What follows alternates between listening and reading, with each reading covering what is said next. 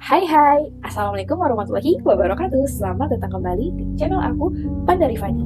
Sekali lagi aku ucapin terima kasih ya, karena sudah ngeklik atau keklik video ini. Gak apa-apa, tetap matur suwun je, panjenengan. Oke, cerita kali ini langsung aja aku mau bawain banget, mau berbagi banget nih ke kalian. Cerita tentang seorang anak yang senantiasa menemani ibunya berobat ke rumah sakit dengan giat, dengan bahagia, dengan tulus, benar-benar dengan kesaksian yang katanya diberi kemudahan juga menjalan menuju menemani sang ibu. Dan tentu aja latar belakang atau background dari kejadian waktu lokasi cerita ini tak lain dan tak bukan adalah rumah sakit. Jadi tanpa berlama-lama lagi, kita langsung aja ke ceritanya. Story out. Oke, jadi cerita kali ini dikirimkan oleh wanita yang katanya pada saat kejadian beliau masih berusia 27 tahun. Dan mari kita sebut aja sama-sama konco kita ini yang sudah mengirimkan cerita AADC Approve ini dengan sebutan Mbak Hana Prameswari. Tumben pakai nama panjang dak.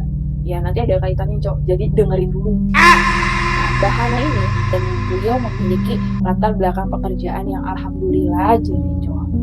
Sampai ibunya yang katanya pada saat itu mengalami komplikasi paru itu dinyatakan untuk benar-benar harus menjalani pengobatan secara lebih intensif secara intensif dong. Nah karena peristiwa itu juga, karena berita itu juga yang menimpa sang ibu, membuat Hana berpikir, aduh kayaknya aku harus beranilah mengajukan permohonan khusus ini. Harus. Gimana hasilnya semoga bisa lah, insya Allah. Pokoknya aku harus mengutarakan. Akhirnya udah tuh di suatu waktu dia ketok-ketok itu pintu kan, itu HRD mengutarakanlah bahannya di situ. Pak mohon maaf Pak, saya bisa nggak ya kerja secara remotely? Saya jamin kok nggak bakalan beda hasilnya, nggak bakalan teledor, nggak bakalan ini, nggak bakalan itu. Pokoknya di situ Hana tuh kayak menjelaskan dia bisa, dia mampu meskipun kerja dari rumah cok. Dengan pertimbangan yang cukup alot cok, akhirnya oke. Tapi dengan satu catatan, masa percobaan Hana ini untuk menjalankan itu. Dan FYI, Hana bisa seberani itu tuh bukan karena dia ini juga ya cok, bukan karena dia apa sih yang nggak ada pegangan gitu. Maksudnya Hana tuh di sini termasuk di perusahaan itu Hana termasuk pegawai yang emang memiliki lah sejumlah prestasi yang membawa perusahaannya bagus juga gitu. Salah satu orang yang punya portofolio bagus lah Hana ini. Makanya itu juga jadi bahan pertimbangan dia. Akhirnya dia berani mengutarakan itu kepada pimpinannya. Dan alhamdulillah izin sudah didapat meskipun training. Disitulah Mbak Hana mulai benar-benar optimal menjaga, merawat, menemani sang ibu di rumah sakit. Rumah sakit ini sendiri berada di kawasan Jakarta Timur. Tapi aku nggak akan spill lebih jauh. Nah, aku cuma bakalan bilang di sini bangunannya lantai berapa untuk sekadar menggambarkan ya karena ini juga berrelevan juga dalam cerita ini Rumah sakit yang kita sebut saja rumah sakit A ini, rumah sakit lokal, rumah sakit swasta yang udah terkenal banget di kawasan itu. Ya selain karena rumahnya dekat juga, ya memang dari awal ibunya tuh sudah mendapatkan perawatan di situ Jadi ya udah Hana benar-benar bersyukur nih permintaannya dikabulkan meskipun masih training, sehingga ibunya pun juga nggak perlu yang namanya kayak khawatir. Aduh karena ibu kamu nggak kerja, waduh maaf ya anak, karena ibu kamu nggak kerja kamu kayak gini. Nah ibunya tuh nggak perlu lagi kayak gitu. Indapa dong bu, indapa dong mak, aman tuh nyoh. Kayak gitu lah istilahnya si Hana ini Rumah sakit itu sendiri juga nggak terlalu besar cuma memiliki sekitar 6 lantai. Dan katanya dari dulu banget Hana tahu rumah sakit itu, Hana nggak pernah yang kayak merhatiin atau kedapetan si rumah sakit ini merenovasi besar-besaran tuh nggak, paling kecil-kecilan aja. Jadi nggak yang berkembang. Jadi bangunan tuh memang itulah dari awal Hana tahu rumah sakit itu bangunannya memang kayak gitulah, setinggi itulah, cuma berapa tingkat itu aja lah gitu paham ya. Untuk tambahan juga di sini tuh Hana ngerasa alhamdulillah bersyukurlah juga katanya. Jadi ketika musibah satu datang nih, musibah yang menimpa ibunya kala itu datang, di situ juga Allah memberikan titik terang, Allah memberikan kemudahan gitu dalam prosesnya, proses menemani tidak dipersulit, semua bla bla bla bla nya bisa di ACC segala macam. Inilah salah satu bukti di balik kesusahan pasti ada kemudahan, dan itu sudah 2 kali divalidasi sama Allah Subhanahu wa taala. Lanjut. Karena pada saat dari awal mengalami gejala, berobat secara terjadwal ke sana sampai akhirnya dinyatakan harus dirawat secara intensif, Hana ini juga jadi dikenal sama beberapa petugas resepsionis, suster, security, OB.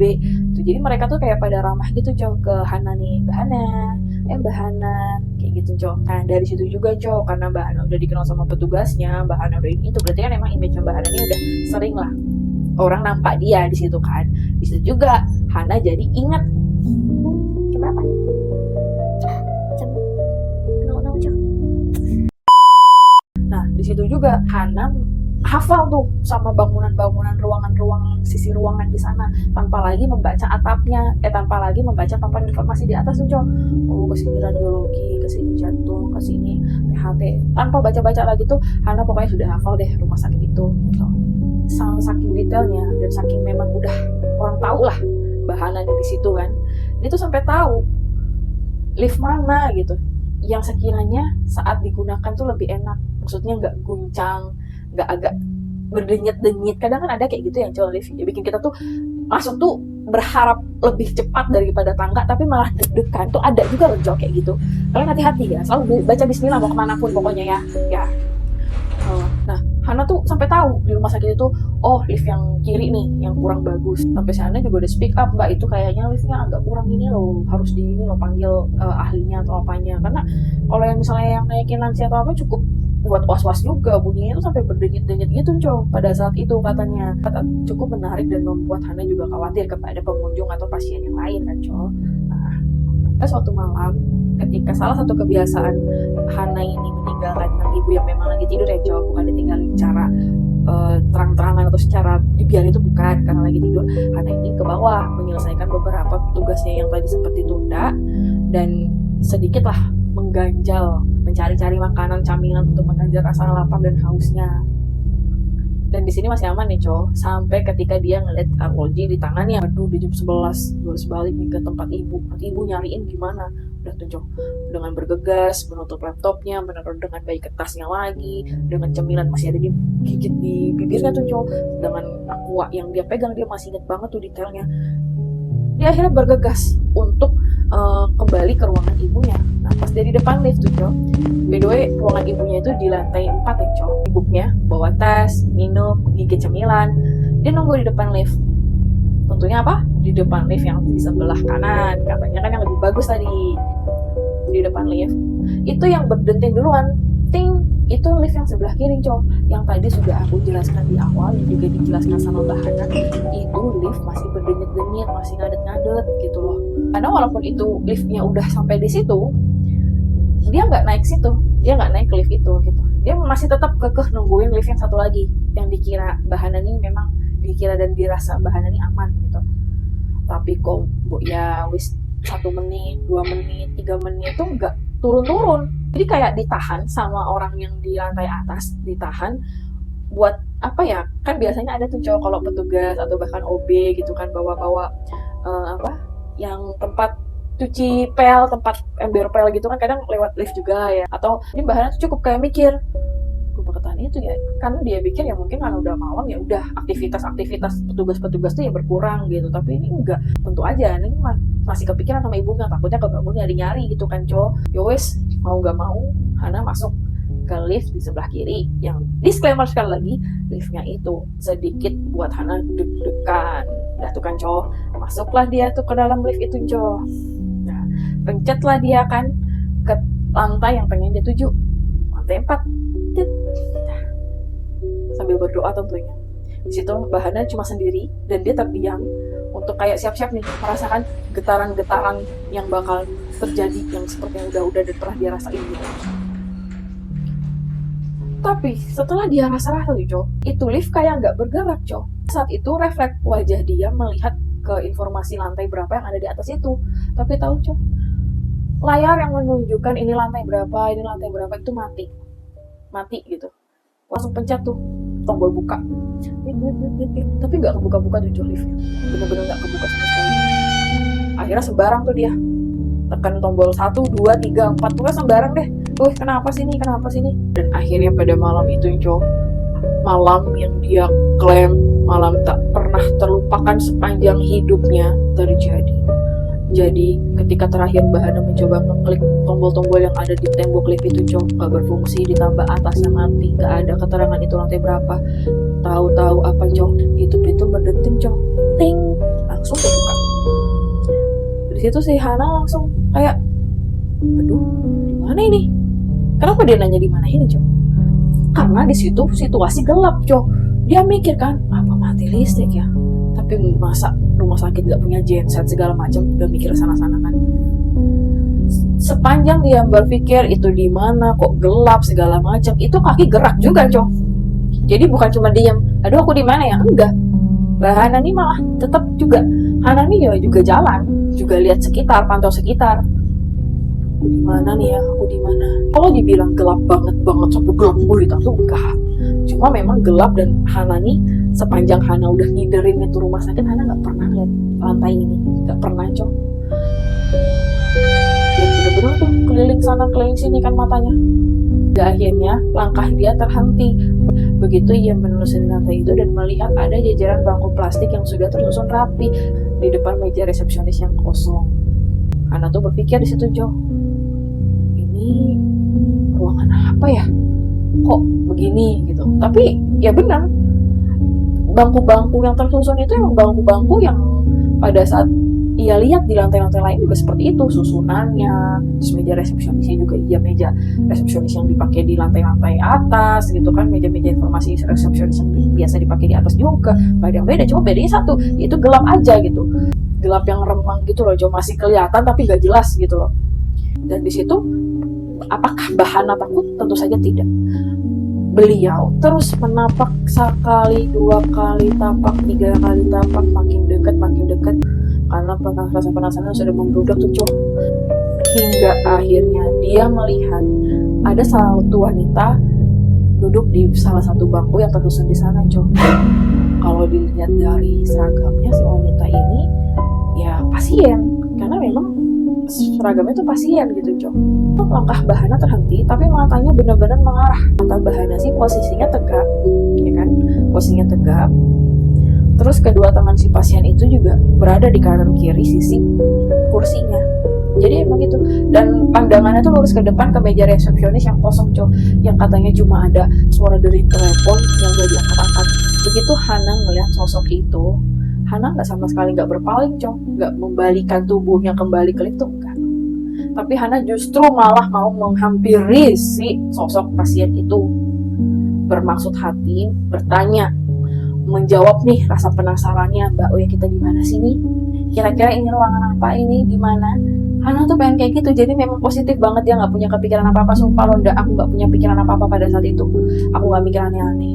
Ya karena sudah keterbiasaan dan keseringan dia di rumah sakit itu gitu loh, Cok. Tahu nggak? Ngerti nggak sih? Maksudnya kayak udah biasa gitu. Terus tiba-tiba kok ada ruangan yang nggak gue tahu. Nah makanya itu bukannya apa-apa, Hana malah nyamperin si pasien itu yang masih posisinya sama, duduk terdiam melihat ke depan lurus dengan langkah yang benar-benar lembut nih, Cok. Takutnya mengganggu atau gimana. Hana akhirnya mendekati sosok itu, mendekati. Dan kalian tahu apa, Cok? Hana ke distract sama gelang pasien yang biasa dipakai tuh, Cok, kalau kita jadi pasien rumah sakit, tahu kan? Gak lama dari itu badannya Hana gemeteran, kakinya lemes, gak bisa digerakin. Karena kenapa, Cok? Setelah dia ngeliat itu gelangnya menerangkan nama yang tertulis di sana adalah Hana Prameswari. Yes, which is Hana Prameswari. Nama gue dong. Hana belum ngeliat mukanya. Ya, sorry nih Hana, kita punya nama tuh agak pasaran. Nama kita tuh ya mungkin orang juga punya gitu. Nama kita tuh bukan milik kita gitu. Hana sadar akan itu, cuma nggak tahu pada saat itu gue gemeteran, gue lemes. Ketika baca doang nama di gelang itu tuh gue udah lemes. Kira tanpa berpikir panjang, Hana mencoba untuk membalikan tubuhnya dengan sekuat tenaga karena memang selemas itu, se-nge-freeze itu, Cok. Tapi ketika Hana mulai beranjak sedikit, si pasien itu nengok, Cok. Dan kalian tahu, ini gila sih. Ini paling gila sih. muka dari orang yang Hana lihat pada saat si pasien itu nengok adalah dirinya sendiri, wajahnya sendiri di pasien yang lagi tengah duduk itu, pasien kurus yang seakan-akan telah atau sedang menunggu sesuatu. Udah tanpa babi bu lagi, Hana mencoba buat gerak, kabur dia, balik ke lift itu lagi. Dan setelah dia sampai di lift, kan otomatis kan badannya balik lagi tuh kan Cok, untuk memencet itu loh, untuk memencet tombol-tombol itu loh. Dia berhadapan lagi tuh sama si sosok itu. Sosok itu gak ngejar, enggak, sosok itu tetap di dekat posisi yang tadi. Cuma bedanya si sosok ini berdiri. Hana jadi mereka tuh untuk beberapa saat itu beradu tatap Cok. Itu Hana yang sudah dalam lift, konco kita yang mengirim cerita ini Cok, berdiri melihat sosok diri dia sendiri sedang menatap dia. Jadi mereka saling menatap, tapi bedanya Hana si sosok pasien ini ya, tubuhnya kurus, rambutnya jarang-jarang, dengan wajah yang sudah penuh luka namun terlihat kayak sudah diobati gitu loh, tapi nggak diperban. Jadi kayak misalnya, jadi kayak seolah-olah ini sosok abis kenapa gitu. Nah, Hana ngeliat itu, dan yang paling epicnya lagi bikin aku gila, anjir lah kalau gue di posisi ini kayak mana lah, gitu kan. Si sosok ini melambaikan tangan ke Hana. Melambaikan tangan, senyum. Cuma bedanya satu telapak kirinya ada, satu telapak kanannya membusuk. Coba ya, aku pribadi coba deh. Aku lagi jalan melihat sosok diri aku di sana dengan perawakan yang beda dari aku. Apa nggak ngibrit merenung juga semua dapat itu rasa-rasa yang tidak bisa dijelaskan itu langsung auto terasa gitu loh Nah, Hana tuh ngerasain itu. Jadi ketika terakhir dia melihat tangan kanan si sosok itu busuk dan tangan kiri masih sibuk melambai dengan wajah yang senyum, mereka langsung mencet, bodoh amat ini mau lift rusak, bodoh amat ini mau lift nanti tombolnya mendem ke dalam, kayak terserah, please aku mau keluar dari sini, please aku mau ketemu ibu, please dia berdoa kayak gitu dan alhamdulillah pintunya berdenting tertutup. Ting. Tapi apakah sudah selesai? Tentu saja belum. Ketika pintunya sudah tertutup, itu kaki Hana kan makin gemeteran dan gak bisa diam tuh itu Hana masih sibuk tuh, tatu, please gue mau ketemu ibu. Refleks tuh matanya ke tombol sama mamanya ke arah informasi lantai, dan kalian tahu informasi lantai yang ada di atas lift itu menunjukkan Hana sedang berada di lantai B2. Which is B2 itu gak pernah ada cuma ada B, basement, lantai 1, 2, 3, 4, seterusnya sampai lantai 6. Hana sumpah udah gemeteran, dia cuma satu, pengen ketemu ibunya. Itu tok tekad dia pada saat itu Terus udah belum jadi pas pintu tuh udah kebuka, ting gitu kan, Hana langsung mencari ibunya dengan kayak orang terburu-buru, nafas sudah tersenggal-senggal, ibu. Dia benar-benar menelusuri, menapaki lorong untuk langsung menemui ibunya pada saat itu juga. Dan ketika Hana sudah sampai di depan pintu ruangan ibunya, tanpa babi bu, Hana langsung buka tuh pintu. Tapi bukannya menemukan atau mendapati ibu yang sedang berbaring di situ, Hana malah melihat ada sekumpulan orang, campur cewek cowok, pria wanita, sekitar 7 orangan, sedang duduk menatap dia, Gimana tuh? Lu lagi nyari ibu lu, malah kayak gitu, Si Hana benar-benar merasa frozen lagi, tubuhnya nggak bisa ngapa-ngapain kedua kali, Orang itu nggak ngomong apa-apa, perawakannya pun manusia, Cuma ya itu, mereka seolah-olah serentak memperhatikan si Hana yang baru masuk ke pintu itu. Hingga kemudian di saat Hana masih tidak bisa berkutik menggerakkan tubuhnya, dan mereka pun masih melihat Hana dengan sedemikian intens. Akhirnya di situ Hana dikagetkan oleh suara dari samping tubuhnya yang bilang, "Mbak Hana, maaf, Mbak ngapain ya di sini? Ini tuh cuma boleh diakses sama perawat karena ini ruang isolasi." BS. Kok bisa? Nggak tahu. Hana nggak tahu jawabannya. Cuma ini yang paling terepik lagi, Cok. Begitu si Hana akhirnya punya kekuatan untuk menoleh siapa yang memanggil dia. Akhirnya dia menoleh kan, Cok. Dia mendapati setelah cukup lama Hana berdiam diri, akhirnya Hana memiliki kekuatan untuk menoleh, untuk mencari tahu siapa yang tadi ngajakin ngobrol, siapa yang tadi ngomong. Di situ Hana bukan melihat perawan, bukan melihat apa, tapi malah melihat cermin yang gak ada apa-apanya, Cok. Alias tidak memiliki bias bayangan diri dia sendiri. Itu Hana auto langsung teriak sekenceng-kencengnya dia teriak selama hidupnya.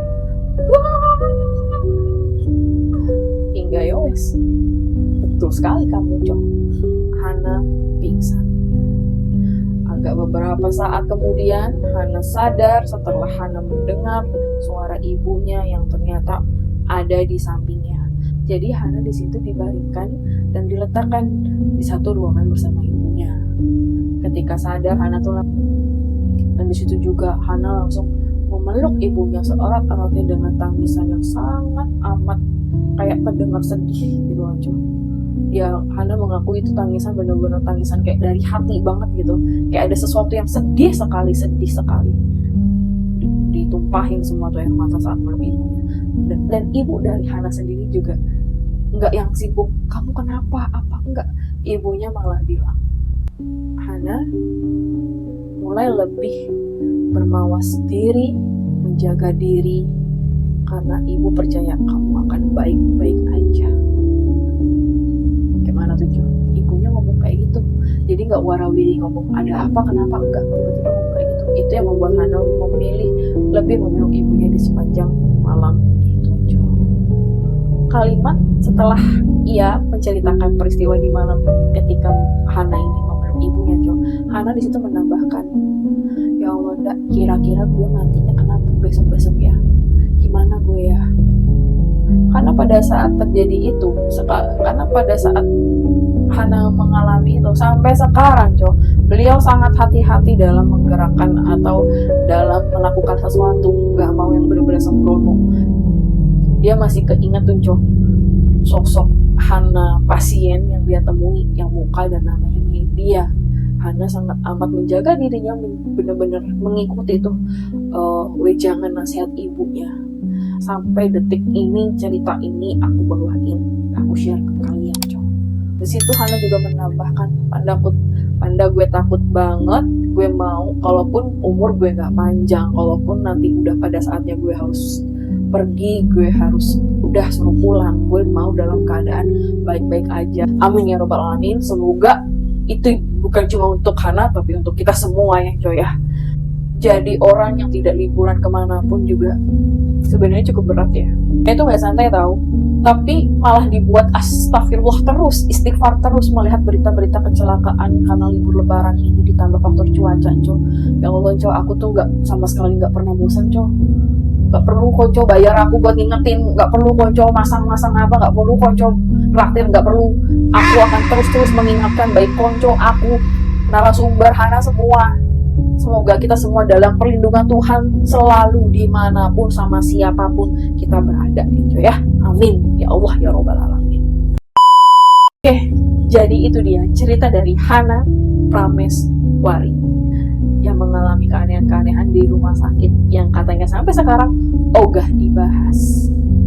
Karena kan tadi Kenco, Mbak Hana ini udah sering ke rumah sakit itu nemenin ibunya, udah tahu seluk-beluknya, udah tahu petugas-petugasnya. Jadi apa yang menimpa Hana tentu saja tersebar. Dan di situ juga Hana memutuskan untuk udah keep silent, diam, gak usah banyak aneh-aneh, gak usah gaya-gaya. Udah melalui peristiwa yang terjadi pada malam itu juga, coy, itu sangat amat berpengaruh untuk Mbak Hana sampai detik ini, terutama dalam bentuk menjaga keselamatan dan kesehatan ya, coy ya. Aku pribadi sekali lagi ngucapin terima kasih untuk Hana yang sudah sharing cerita ini. Dan di situ juga aku terenyuh sama salah satu kalimat yang Hana tulis. Ternyata aku memang masih setakut itu menghadapi kematian. Allah.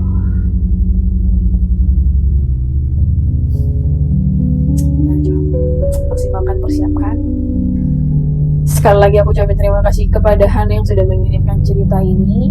Dan buat konco-koncoku, sehat selalu, jaga diri kalian. Cuaca lagi juga nggak bisa diprediksi segala macam. Mohon banget ini Maya, jaga kesehatan pisan gitu. Jaga kesehatan mana teh. Ya pokoknya jangan badung bedeng. Jangan kesana kemari main tuh, jangan. Hati-hati kalau mau pergi dipaksa terpaksa itu mah. Hati-hati terus pokoknya cuy ya. Dan aku ingetin sekali lagi buat kalian yang memiliki cerita segala genre ini mah pasti kalau misalnya mau dibahas di channel ini langsung aja kirim cerita kalian ke email ini atau ada di kolom deskripsi yang cowok. Sekali lagi aku ingetin aku masih pemula banget, masih newbie banget, semua serba sendiri, ngedit sendiri, ngeteng sendiri, jadi dengan keterbatasan software dan hardware yang seadanya. Maka dari itu Jo, mohon banget dukungannya dengan cara tekan tombol like dan subscribe-nya kalau kalian suka sama video ini. Seperti biasa sebelum aku menutup cerita kali ini, ikan hiu makan ketan. Koncoku, yuk kita jaga kesehatan. Segitu dulu. Wassalamualaikum warahmatullahi wabarakatuh. Ciao.